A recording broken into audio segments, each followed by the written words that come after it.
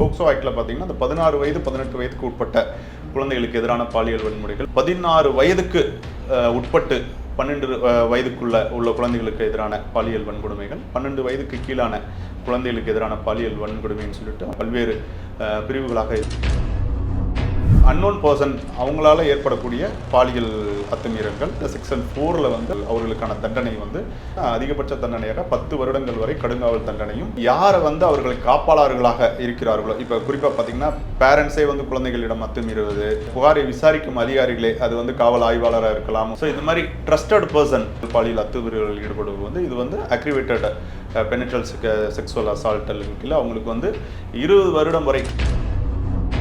சில வயசானவர்களோ தங்களோட அந்த உணர்ச்சிக்காக குட்டி பிள்ளைங்களுக்கு வந்து ட்ரக்ஸை கொடுத்து அவங்க எக்ஸ்ப்ளாய்ட் பண்ணுறாங்க. ட்ரக்ஸை கொடுத்து அவங்களை இந்த மாதிரி மிஸ்ஹேண்டில் பண்ணும்போது அவங்களுக்கு வந்து POCSO act plus NTPS act, narcotics drugs and psychotropic substances act கீழே வந்து அவங்களுக்கு வந்து குறைந்தபட்சம் 10 ஆண்டுகளும் அது கடுங்காவல் தண்டனை, இவர்களுக்கு பிணையிலே வர முடியாத அளவுக்கு. 10th படிச்சுட்டு இருக்க ஒரு பெண், இந்த பொண்ணு மாசமாக இருக்குது. அபார்ஷன் பண்ணுறப்போ வந்துட்டு அந்த யூட்ரஸில் ஏதோ சம் ப்ராப்ளம் ஆகி யூட்ரஸே ரிமூவ் பண்ணியிருக்காங்க. 18 வயதுக்கு மேற்பட்ட நபர் 18 வயதுக்கு குறைவாக வயதுள்ள ஒரு குழந்தைகளுடன் வந்து தகாத உறவில் ஈடுபட்டு அதன் மூலமாக வந்து அந்த பிரெக்னன்சி அதனால அவங்களோட உடல்நலம் பாதிக்கப்பட்டு கொடுமையான செயலாக கருதப்பட்டு இவங்களுக்கு வந்து உச்சபட்ச தண்டனையாக மரண தண்டனை விதிக்கும் விதத்தில் தான் செக்ஷுவல் வயலன்ஸ் பெரியவங்களுக்கு நடக்குது அப்படின்னாலே நமக்கு ப்ரூஃப் கேட்பாங்க. இப்போ இந்த மாதிரி சிறு குழந்தைங்களுக்கு நடக்கக்கூடிய விஷயங்களுக்கு வந்து எவிடன்ஸ்ன்ற ஒரு பட்சத்தில் எப்படி சார்? 18 வயதுக்கு கீழே இருக்கிறவங்க வந்து புகார் அளிப்பதற்கு தகுதியான நபர்கள் இல்லை. ஆனால் இந்த வழக்கை பொறுத்த மட்டும் அது குழந்தைகள் தான் சாட்சியம், அவர்கள் சொல்வது தான் வந்து. போக்சோ ஆக்டை பயன்படுத்தி நிறைய பேர் வந்து பொய்யான புகார்கள் கொடுக்குறாங்க. ஃபினான்ஸ் வந்து ஒரு பேரண்ட்ஸ் வந்து வாங்குறாங்க, ஃபினான்ஸை வந்து முறையாக கட்டலைன்னு சொல்லிட்டு அந்த ஃபினான்சியர் வந்து அடாவடியாக வசூல் பண்ணும்பொழுது தன் குழந்தையை வந்து அவர் தகாத உறவில் பயன்படுத்துவதற்கு அழைத்தார். பொய்யான புகாரை கொடுத்து அந்த ஃபினான்சியரை வந்து சிறையில் அடைக்கப்பட்ட சம்பவம்லாம் நடந்துகிட்டு இருக்கு. டிவோர்ஸ் கேட்குறாங்க, கணவர் கொடுக்கலன்னு சொல்லி அவங்களுக்கு பிறந்த அதே குழந்தையை ஆயுதமாக பயன்படுத்தி அதை மிரட்டி கணவர்கிட்ட இருந்து டிவோர்ஸ் வாங்கின வழக்குகள்லாம் இருக்கு. ஏன்னா போக்சோ ஆக்டை பொறுத்தவரை இதுக்கு வந்து பெயில் என்பதே கிடையாது, நீங்கள் முன்ஜாமீன் வாங்கக்கூடிய வாய்ப்புகளும் இதில் இருக்காது. தமிழ் மின் நேயர்களுக்கு வணக்கம். நம்ம கூட இந்த நேர்காணல்ல ஜெகன் சார் இருக்கார், லீடிங் ஹைகோர்ட் அட்வொகேட். வணக்கம் சார். வணக்கம் சார். பொதுவாக பார்த்தீங்கன்னா செக்ஷுவல் அப்யூசஸ் இதெல்லாம் வந்து காலமாக நடந்துட்டு தான் இருக்குது. குறிப்பிட்டு சொல்லணும்னா 18 வயசுக்கு கீழே உள்ள ஆணாக இருக்கட்டும் பெண்ணாக இருக்கட்டும், இந்த குழந்தைங்களை வந்து செக்ஷுவல் அப்யூஸ் பண்ணால் வந்து போக்சோ சட்டம் அவங்களுக்கு பாதுகாப்பாக இருக்கும்னு சொல்லி அந்த சட்டம் வந்தது இல்லையா? இது எந்த இயர் வந்தது அண்ட் இந்த ஆக்ட் வந்து எப்போ பாஸ் ஆச்சு சார்? இந்த போக்சோ ஆக்ட் முதல்ல உங்களுக்கு வந்து நான் ரொம்ப தேங்க் பண்ணணும். ஏன்னா இந்த போக்சோ அதாவது பெண் குழந்தைகளுக்கு எதிராக, அதாவது பெண் குழந்தைகளுக்கு நம்ம பர்டிகுலராக சொல்ல முடியாது, 18 வயதுக்கு கீழே இருக்கும் பெண் மற்றும் ஆண் குழந்தைகளுக்கு எதிரான பாலியல் வன்கொடுமைகள், பாலியல் அத்துமீறல்கள், பாலியல் சுரண்டலுக்கு எதிரான வழக்குகளை வந்து விரைந்து விசாரிக்க வேண்டும், அதன் மீது விரைந்து நடவடிக்கை எடுக்க வேண்டும் என்பதற்காக 2012ஆம் ஆண்டு இந்த போக்சோ ஆக்ட் கொண்டு வரப்பட்டது. இந்த போக்சோ ஆக்ட் என்னன்னு பார்த்தீங்கன்னா protection of childrens from sexual offences act.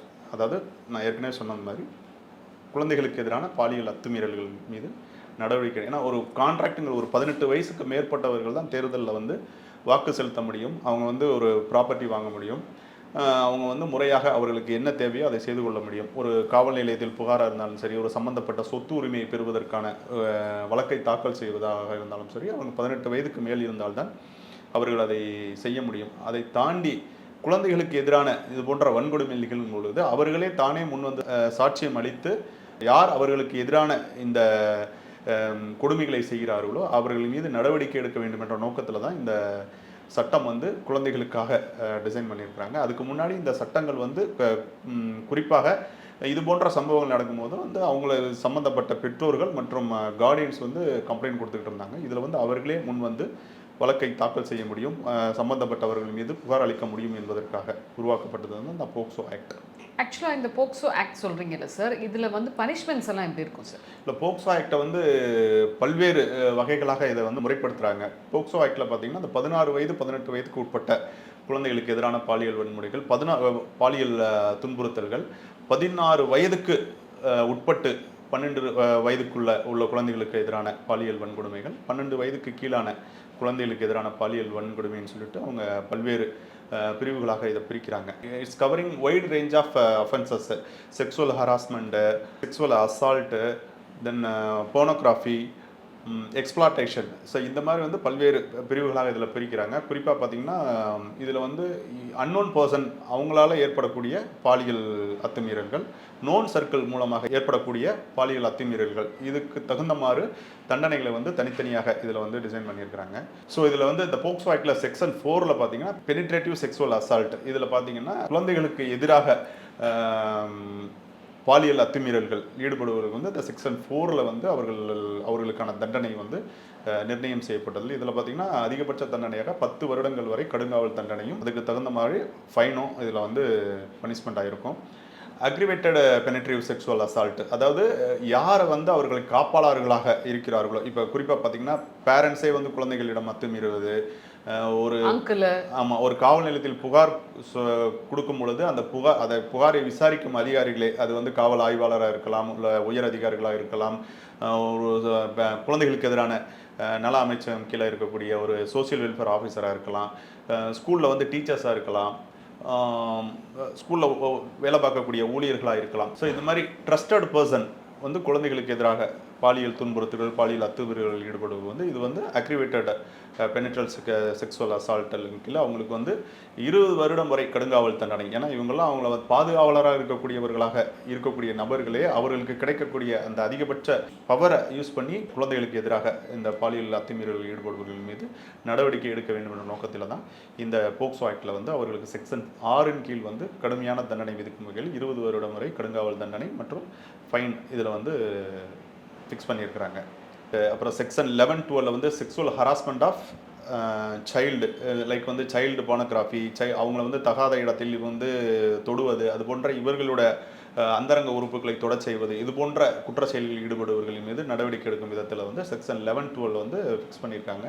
அதுக்கு வந்து அதிகபட்ச தண்டனையாக கடுங்காவல் தண்டனையாக 20 வருடமும் ஃபைனபிள் அஃபென்ஸும் இருப்பதாக ஃபிக்ஸ் பண்ணியிருக்காங்க. ஸோ அது இந்த குழந்தைகளுக்கு எதிரான பாலியல் வன்கொடுமையில் ஈடுபடுபவர்களை தனித்தனியாக அவர் குற்ற சம்பவங்களுக்கு தகுந்தவாறு அவர்களுக்கு தண்டனை அளிக்குமாறு இந்த போக்சோ ஆக்டை வந்து 2012 வந்து கொண்டு வந்தாங்க. அடுத்து செக்ஷன் 13 to 15 சைல்டு போனோகிராஃபி யூசர்ஸ்க்காக வந்து குழந்தைகளை பயன்படுத்திக் கொள்வதற்கு எதிரான தண்டனைகள் வந்து இந்த செக்ஷன் 13 to 15 கீழே வந்து வரையறுக்கப்பட்டுள்ளது.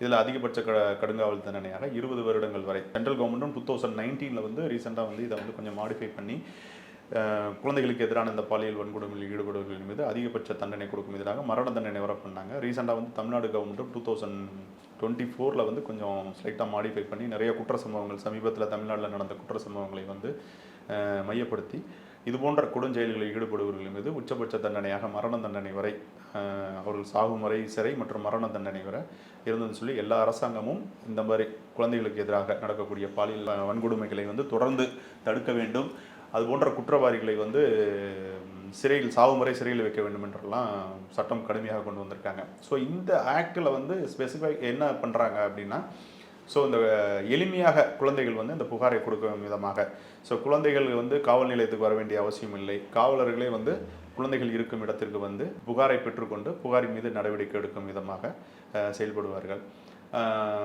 அது மாதிரி வந்து யார் புகார் கொடுக்குறாங்களோ அவங்கள பற்றிய தகவல்கள் வந்து பொது வெளியில் பரவாத வண்ணம் பகிரா வண்ணம் அவர்களுக்கு வந்து முழு பாதுகாப்பு அளிக்கும் விதத்தில் வந்து இந்த சட்டம் வந்து சீர்திருத்தப்பட்டுள்ளது. அதே சமயத்தில் பார்த்திங்கன்னா இந்த ஸ்பெஷல் கோர்ட் இந்த குறிப்பிட்ட வழக்கை விசாரிப்பதற்காக தனி சிறப்பு நீதிமன்றம் அமைக்கப்பட்டுள்ளது. விரைந்து நீதியை பெற்றுத்தர வேண்டும் நோக்கத்தில் ஒரு குறிப்பிட்ட கால இடைவெளிக்குள், அதாவது 6 முதல் 1 வருடங்களுக்குள் இந்த வழக்கை முழுமையாக விசாரித்து சம்பந்தப்பட்ட குற்றவாளிகளுக்கு தண்டனை விதிக்கும் விதத்தில் வந்து விரைவாக செயல்பட்டு கொண்டிருக்கிறது. ஸோ இதெல்லாம் வந்து இந்த ஸ்பெஷல் கோர்ட்டில் இருக்கக்கூடிய இது. அது மாதிரி இன் கேமரா ப்ரொசீடிங்ஸ்னு சொல்லுவாங்க.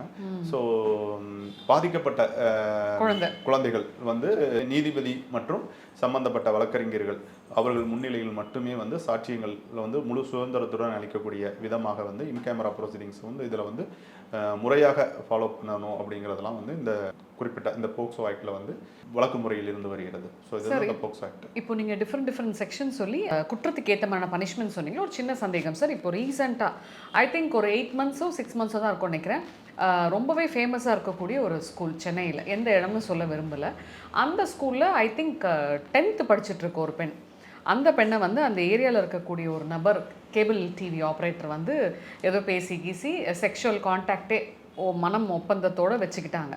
வச்சு இந்த பொண்ணு மாசமாக இருக்குது. அண்ட் இந்த விஷயம் அவங்க வீட்டில் தெரிஞ்சு அது பார்த்திங்கன்னா அதுக்குள்ளே 3 மந்த்தோ 4 மந்த்தோ ஆயிருக்கு. இந்த குழந்தைய போயிட்டு அதை அபார்ஷன் பண்ணியிருக்காங்க.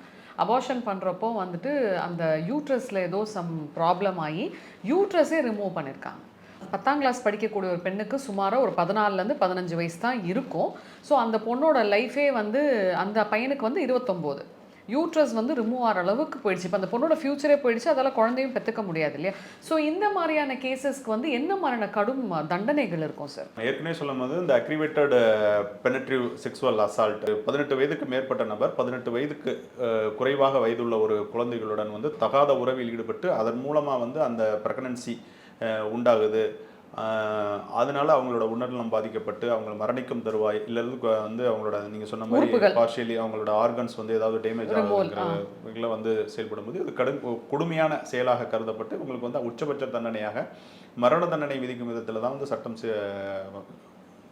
கண்டிப்பா மரண தண்டனை கிடைக்கும். உச்சபட்ச தண்டனையாக சாகும் வரை அவர்களுக்கு சிறை இருக்கும், இல்லைன்னா மரண தண்டனை. டிபெண்ட்ஸ் அப்பான் இது ஜட்ஜ்மெண்ட்ஸ் எல்லாமே own discretion power of judges. So அதுக்கேற்ற மாதிரி இருக்கும். சாட்சிகள் எந்த அளவுக்கு இருக்காங்க.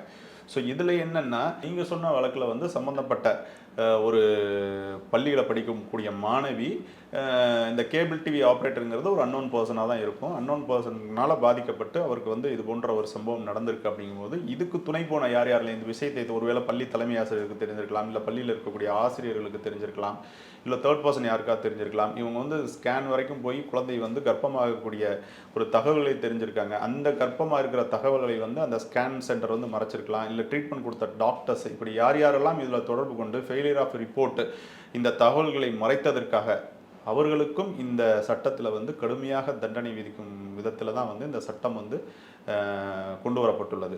அவங்களுக்கு வந்து செக்ஷன் 21, அதாவது அவங்களுக்கு வந்து செக்ஷன் 21 இந்த போக்சோ ஆக்டில் வந்து கடுமையாக தண்டனை, அதாவது குறிப்பிட்ட சம்பவத்தை மறைக்கும் விதத்தில் செயல்பட்டு அந்த குற்றவாளிக்கு உடந்தையாக இருந்ததாக அவர்கள் கருதப்பட்டு 6 மாதம் முதல் 3 வருடங்கள் வரை சிறை தண்டனையும் அது கூட ஃபைனும்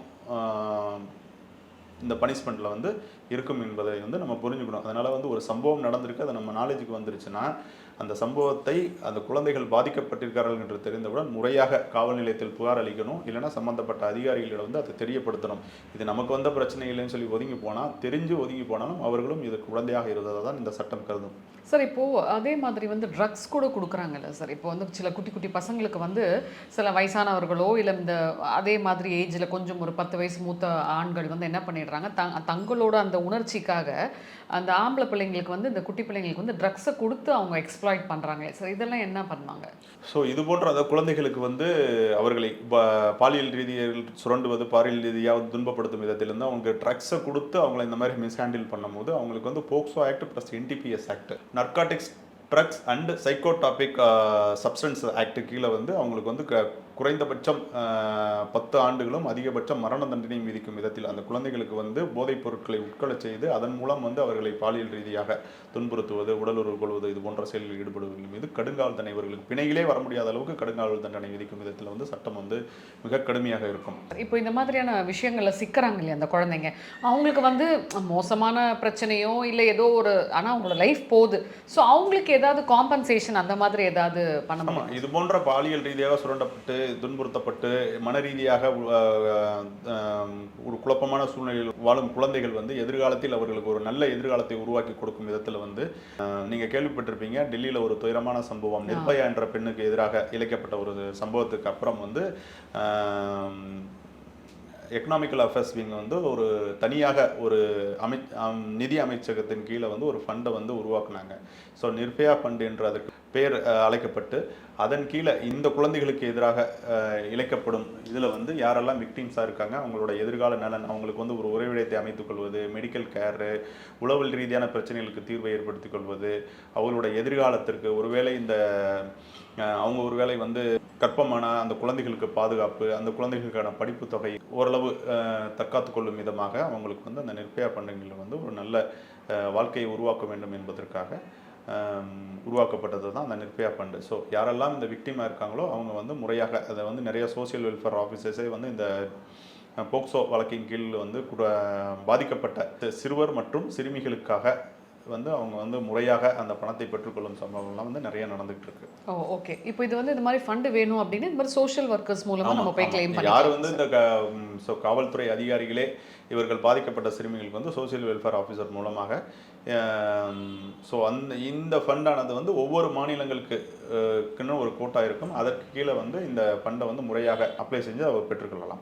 இப்போ ஒரு சந்தேகம் சார். இப்போ பொதுவா வந்து இந்த மாதிரி செக்ஷுவல் வயலன்ஸ் பெரியவங்களுக்கு நடக்குது அப்படின்னாலே வந்து சில இடங்கள்ல வந்து இப்போ ஜட்ஜா வந்து நமக்கு ப்ரூஃப் கேட்பாங்க, எவிடன்ஸ் கேட்பாங்க இல்லையா? ஸோ எவிடன்ஸ் இருந்தால் தான் வந்து தகுந்த நடவடிக்கை எடுக்க முடியும்வாங்க. இப்போ இந்த மாதிரி சிறு குழந்தைங்களுக்கு நடக்கக்கூடிய விஷயங்களுக்கு வந்து இப்போ நீங்கள் சொன்னீங்க இன் கேமரா ப்ரொசீடிங்ஸ் இருக்கும். ஸோ அந்த மாதிரிலாம் பண்ணுவாங்க. ஸோ அங்கே வந்து எவிடன்ஸுன்ற ஒரு பட்சத்தில் எப்படி சார் அவங்க ஐடென்டிஃபை பண்ணி காட்ட சொல்லுவாங்க? இல்லை, இது குழந்தைகளுக்கு எதிரான இந்த இந்த பாலியல் அத்துமீறல்கள் வந்து குழந்தைகள் தான் சாட்சியம். அவர்கள் சொல்வது தான் வந்து மனுவாக பெற்றுக்கொள்ள முடியும். இதில் வந்து அவங்க அதுதான் நான் ஏற்கனவே சொன்ன மாதிரி இந்த 18 வயதுக்கு கீழே இருக்கிறவங்க வந்து புகார் அளிப்பதற்கு தகுதியான நபர்கள் இல்லை. ஆனால் இந்த வழக்கை பொறுத்த மட்டும் அவர்களின் சாட்சியமே போதுமானதுங்கிறத தான் அந்த போக்சோ ஆக்ட் வந்து சொல்லுது.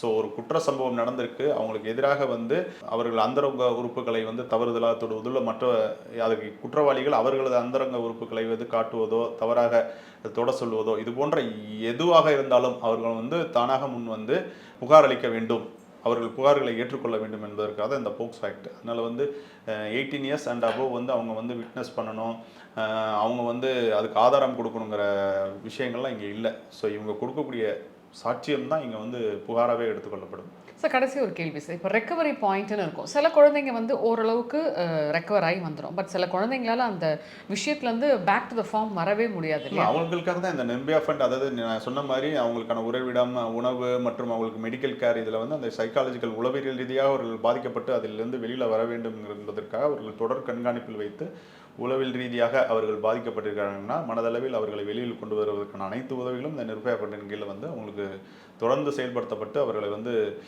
சமூகத்தில் வந்து எல்லா மனிதர்களோடும் சமமாக நடமாடக்கூடிய சோசியலைஸ் பண்ணக்கூடிய அனைத்து விஷயங்களும் வந்து இந்த நிர்பயா ஃபண்டின் கீழே வந்து அவங்க செஞ்சு கொடுத்துட்டு இருக்காங்க. ஸோ பிரச்சனை இல்லை. இப்போ போக்சோ ஆக்ட்ல வந்து எந்த குழந்தைகள் மாட்டினாலுமே வந்து இப்போ லீகலாக வந்து ஆக்ஷன்ஸ் எடுத்து லீகலாக வந்து அந்த யார் அவங்க சம்பந்தப்பட்ட குற்றவாளிகளோ அவர்களுக்கான தண்டனை முழுமையாக பெற்றுத்தரப்படும். அதே சமயத்தில் உளவியல் ரீதியாக பாதிக்கப்பட்ட இந்த குழந்தைகளும் அதிலிருந்து வெளிவருவதற்கான அனைத்து நடவடிக்கைகளையும் வந்து இந்த போக்சோ ஆக்ட் வந்து முறையாக செயல்படுத்துகிறது.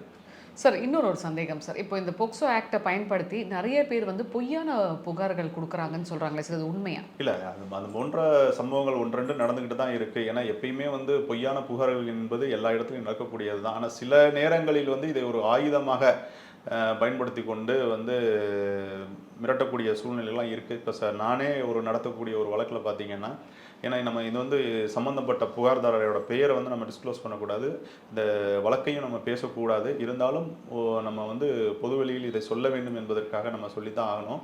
ஒரு ஒரு ஃபினான்ஸ் வந்து ஒரு பேரண்ட்ஸ் வந்து வாங்குறாங்க, ஃபினான்ஸை வந்து முறையாக கட்டலைன்னு சொல்லிட்டு அந்த ஃபினான்சியர் வந்து அடாவடியாக வசூல் பண்ணும் பொழுது தன் குழந்தையை வந்து அவர் தகாத உறவில் பயன்படுத்துவதற்கு அழைத்தார், தன் குழந்தையின் முன்பது அவர் ஆடைகளை கலைத்து காண்பித்தாருங்கிற மாதிரிலாம் பொய்யான புகாரை கொடுத்து அந்த ஃபினான்சியரை வந்து சிறையில் அடைக்கப்பட்ட சம்பவம்லாம் நடந்துகிட்டு இருக்கு. ஸோ அது முறையாக விசாரிக்கும் போது நமக்கு தெரியும் நம்ம கிளைண்ட் தவறே பண்ணலை, அவர் தவறு பண்ணக்கூடிய ஆள் இல்லைன்னு சொல்லிட்டு. ஆனாலும் அது பொய்யான புகாராக இருந்தாலும் நீதிமன்றத்துக்கு தெரியாது. ஸோ இந்த போக்சோ ஆக்டிங்கில் அவர் மீது வழக்கு தொடுக்கப்பட்டு அவர் வந்து இன்னும் விசாரணை வளையத்தில் தான் இருக்கார், இன்னும் கேஸ் முடியலை. ஸோ இது மாதிரி நிறைய புகார்கள் இருக்குது. அது மாதிரி ஒரு தாத்தா வந்து மடியில் ஒரு குழந்தையை வந்து பேத்தின்னு சொல்லி தூக்கி கொஞ்சி அது வந்து தவறான நோக்கத்தில் தான் செஞ்சார்னு சொல்லிலாம் புகார் கொடுக்கப்பட்டு அந்த புகார்லாம் வந்து அவர்களுக்கு தண்டனை கொடுக்கும் விதத்தில் தான் இருந்தது. ஸோ இது நிறைய வந்து ஒரு வருத்தப்படக்கூடிய ஒரு செயல் தான். இருந்தாலும் நம்ம பேலன்ஸ் பண்ணி பார்க்கும்போது நிறைய குழந்தைகள் வந்து இதனால் பாதிக்கப்படுறாங்க. அப்படிங்கும் போது சின்ன சின்ன விஷயங்கள் ஆதாரமற்று கொடுக்கக்கூடிய செயல்களை வந்து நம்ம பெருசுபடுத்த முடியாது. ஸோ நம்மளோட குழந்தைகளை தாண்டி இன்னும் சொல்ல போனீங்கன்னா வந்து சில பெண்கள்லாம் வந்து டிவோர்ஸ் கேட்குறாங்க, கணவர் கொடுக்கலன்னு சொல்லி அவங்களுக்கு பிறந்த அதே குழந்தையை ஆயுதமாக பயன்படுத்திலாம் வந்து கணவர் வந்து தன் குழந்தைகிட்ட வந்து தவறாக இருந்தார், தவறாக வந்து பயன்படுத்திட்டான்னு சொல்லி குழந்தைகளை சாட்சியம் அளிக்க சொல்லிலாம் புகார் கொடுத்து அதை மிரட்டி கணவர்கிட்ட இருந்து டிவோர்ஸ் வாங்கின வழக்குகள்லாம் இருக்குது. ஸோ இதனால் வந்து இவங்க வந்து தனக்கு ஆயுதமாக பயன்படுத்தி கொண்டு அவர்களோட தேவையை பூர்த்தி செய்து கொள்ளாலும் ஒரு காலகட்டத்தில் இது போன்ற செயல்களில் ஈடுபட்டோம் என்று சொல்லி அந்த குழந்தைகள் வந்து ஒரு குற்ற உணர்வாகவே உளவியல் ரீதியாக பாதிக்கப்படுவார்கள் என்பதை வந்து சமூக அர்ப்பணிப்புடன் வந்து இது போன்ற பொய் வழக்குகளை கொடுக்கும் வந்து பெற்றோர்களும் வந்து உணர்ந்து இருந்தால் மட்டும்தான் இந்த போக்சோ ஆக்டில் உண்மையாக பாதிக்கப்பட்ட குழந்தைகளுக்கு நியாயம் கிடைக்கும். அதே சமயத்தில் வந்து பொய்யான புகாரை இந்த குழந்தைகளை கொடுக்க செய்து அதன் மூலம் ஆதாயம் அடையும் பெற்றோர்களும் வந்து அந்த உளவியல் ரீதியாக அந்த குழந்தைகளை பாதிப்புக்குள்ளாக்குறாங்கிறதையும் புரிஞ்சுக்கிட்டு இருந்தால் தான் இந்த போக்சோ ஆக்ட் கொண்டு வந்ததற்கான அனைத்து சாதகமான அம்சங்களும் வந்து பாதிக்கப்பட்ட குழந்தைகளுக்கு போய் சேரும்.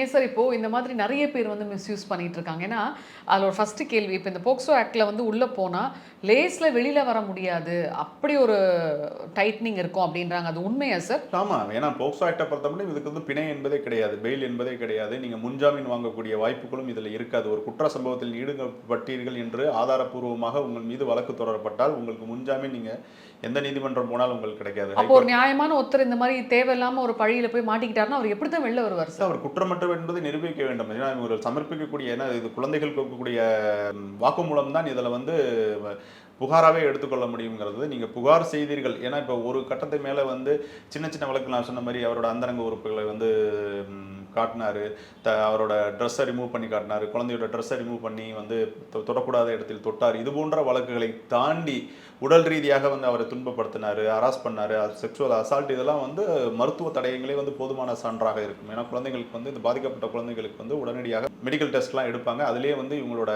அந்தரங்க உறுப்புகளை அவர்கள் ஏதாவது டேமேஜ் செஞ்சிருந்தாங்கன்னா அதில் வந்து மெடிக்கல் டெஸ்ட்லேயே ஈஸியாக தெரியக்கூடிய வாய்ப்புகள் இருக்கும். ஸோ சின்ன சின்ன பொய் புகார்களை வந்து நீங்கள் ஆணித்தரமாக வந்து ப்ரூவ் பண்ண முடியாத வழியை உண்மையிலேயே அவர்கள் குற்ற சம்பவத்தில் ஈடுபட்டிருந்தாங்கன்னா அதில் மெடிக்கல் டெஸ்ட்லேயே ஈஸியாக தெரியக்கூடிய வாய்ப்புகள்லாம் இருக்கும். ஸோ இவ்வளோ சேஃபான ஒரு ஆக்டை பாஸ் பண்ணியிருக்காங்க, தேவையான ஒரு ஆக்ட். அதுதான் நான் உங்கள்கிட்ட வந்து நான் தேங்க்ஸ் சொன்னேன்.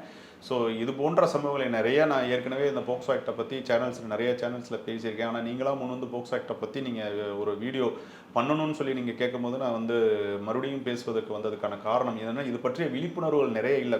சம்மந்தப்பட்ட குழந்தைகள் வந்து நம்ம வந்து உண்மையிலே பாதிக்கப்பட்டோமா, ஒரு அங்கிளோ ஒரு பேரண்டோ இல்லை ஒரு நோன் பர்சனோ அன்னோன் பர்சனோ வந்து இல்லை ஒரு நம்ம ஆசிரியர்களோ எதற்காக நம்மக்கிட்ட இந்த மாதிரி பேசுகிறாங்க, எதற்காக நம்மக்கிட்ட இந்த மாதிரி பழகுறாங்க, தவறாக தோடுறாங்களாங்கிற ஒரு விழிப்புணர்வு இல்லை. இன்றைக்கி மோஸ்ட் ஆஃப் தி ஸ்கூல்ஸில் வந்து நிறைய அவேர்னஸ் கொடுக்குறாங்க. இப்போ குட் டச் பேட் டச் பற்றிலாம் நிறையா சொல்லி கொடுக்குறாங்க. இருந்தாலும் இந்த குழந்தைகள் வந்து இது போன்ற சம்பவங்கள் நடந்தால் அதை யார்கிட்ட கொண்டு போய் சொல்கிறது, அப்பாட்ட சொன்னால் அம்மாட்ட சொன்னால் அது எந்த அளவுக்கு எடுத்துப்பாங்க, டீச்சர்ஸ்ட்டை சொன்னால் அதுக்கான ரெமிடி கிடைக்குமாங்கிற அதெல்லாம் வந்து குழந்தைங்களுக்கு வந்து தெரியறதுக்கான வாய்ப்புகள் இல்லை. இதை நம்ம அதிக அளவில் கொண்டு போய் சேர்ந்தால் மட்டும்தான் குழந்தைகளுக்கு எதிராக இது போன்ற குற்ற சம்பவங்கள் நடக்கும்போது அவங்களை தற்காத்து கொள்ள முடியும். அது சமயத்தில் இது போன்ற பொய் வழக்குகள், அதாவது இந்த மாதிரி விஷயத்தில் நம்ம ஈடுபட்டோம்னா குழந்தைகளுக்கு எதிராக இது போன்ற பாலியல் சுரண்டல்கள், பாலியல் அத்துமீறல்கள் நம்ம நடந்தோம்னா நமக்கு பிணையிலே வர முடியாது, நமக்கு பிணையே கிடைக்காது, நமக்கு வந்து உச்சபட்ச தண்டனையாக மரண தண்டனை வரை கிடைக்கும் விதமாக சட்டத்தில் வந்து வழி இருக்குன்னு சொன்னால் அது போன்ற குற்ற செயலில் ஈடுபடுபவர்களும் கொஞ்சம் திருந்துவதற்கான வாய்ப்பை உருவாகும். அதனால் இது ஒரு மிகப்பெரிய அவேர்னஸாக இருக்குங்கிறதுக்காக தான்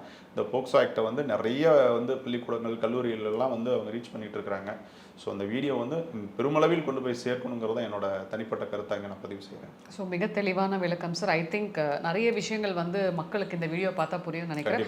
ஸோ இதை தாண்டி வந்து வேற ஏதாவது வந்து குழந்தைங்களுக்கு நம்ம சைட்லேருந்து எஜுகேட் பண்ணணுமா சார், பேரண்ட்ஸ் சைட்லேருந்து? இல்லை, பேரண்ட்ஸ் சைட்லேருந்து இப்போ நிறைய ஸ்கூல்ஸில் நான் ஏற்கனவே குட் டச் பேட் டச் பற்றி சொல்லிக் கொடுக்குறாங்க. தந்தையை தவிர மற்ற எந்த நபர்களாக இருந்தாலும் குழந்தைகள் வந்து ஒரு சேஃபாக ஃபீல் பண்ணக்கூடாது. அவர்கள் தவறாக பேசினார்களோ இல்லை தவறான காட்சியை வந்து அவர்கள் மொபைலில் காமிச்சு பார்க்க சொன்னாங்களோ அவங்கள விட்டு விலகி இருக்க வேண்டும். அது மீண்டும் மீண்டும் அவர்கள் வந்து அதை வலியுறுத்தி சொன்னாங்கன்னா அதை உடனடியாக பெற்றோர்களிடம் சொல்ல வேண்டும். அதுபோல் வந்து ஒரு ஆண் குழந்தை வந்து தவறான ஆசிரியர் வந்து தவறான நோக்கத்தோடு அவங்க பழகுறாங்கன்னா குழந்தைகளும் வந்து அப்பா அம்மா கிட்ட சொல்லணும். அது மாதிரி பெண் குழந்தைகளுக்கு வந்து ஆண் ஆசிரியர்கள் இது போன்ற சம்பவங்கள் ஈடுபட்டாங்கன்னா அதை வந்து பேரண்ட்ஸ் கிட்ட சொல்லணும். பேரண்ட்ஸும் இது போன்ற சம்பவங்கள் ஈடுபடுவர்களை உடனடியாக கூப்பிட்டு கண்டிக்கணும். ஸோ அதையும் தாண்டி நம்ம ஒரு மூன்றாம் தரப்பாக இருக்கோம், ஏதோ ஒரு குழந்தைக்கு இது போன்ற அநீதி நடக்குதுன்னா அந்த அநீதியின் அளவை பொறுத்து உடனடியாக அது சம்பந்தமாக காவல்துறையிடம் நம்ம வந்து இமீடியட்டாக கம்ப்ளைண்ட் கொடுக்கணுங்கிற அவேர்னஸ்லாம் வந்து எல்லாருக்குமே இருக்கணும். அதுதான் இந்த ஃபெயிலியர் டு ரிப்போர்ட்டிங் கீழே செக்ஷன் 21 கீழே வந்து ஒரு விஷயம் தெரிஞ்சும் அதை மறைக்க வேண்டும் நோக்கத்துடன் செயல்பட்டால் அவர்களுக்கும் இந்த போக்சோ ஆக்டிங்கில் தண்டனை கிடைக்குங்கிறத வந்து மறந்துக்கக்கூடாது. எல்லாருக்குமே வந்து ஒரு சமூகத்தின் மீது ஒரு அர்ப்பணிப்பு உணர்வோடு இந்த போக்சோ ஆக்டை ஹேண்டில் பண்ணுங்கிறத வந்து நம்ம புரிஞ்சுக்கணும். நன்றி சார். நன்றி.